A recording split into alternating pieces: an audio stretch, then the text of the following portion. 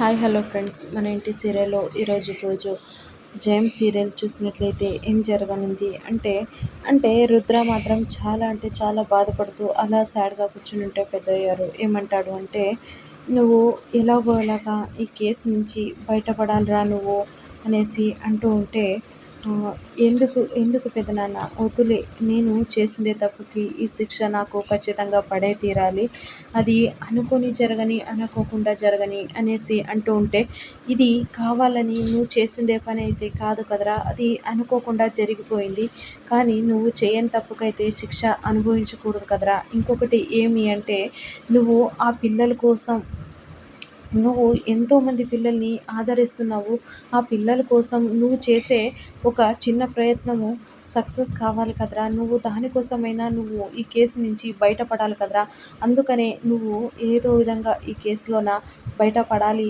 అని అంటూ ఉంటే, రుద్ర అప్పుడే ఆలోచిస్తూ ఉంటాడనమాట. అంటే కరెక్టే కదా అనేసి ఆలోచిస్తూ ఉంటాడనమాట. అంటే అలా చనిపోయిన భాను గురించే ఆలోచిస్తూ ఉంటాడనమాట.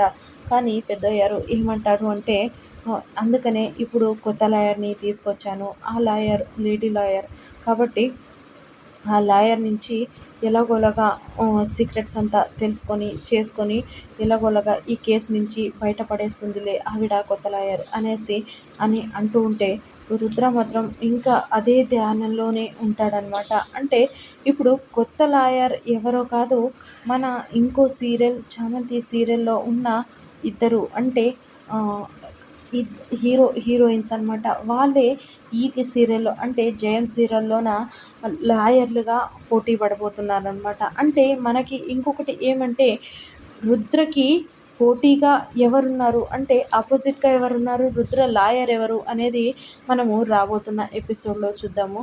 కానీ లాయర్నైతే పెద్దయ్యారు ఎలాగోలాగా కొత్త లాయర్నైతే తీసుకొచ్చి కేసునైతే గెలవబోవాలి అనేసి ఆలోచిస్తూ ఉంటాడనమాట. ఇదే విషయం అయితే రుద్రతో చెప్తూ ఉంటాడనమాట.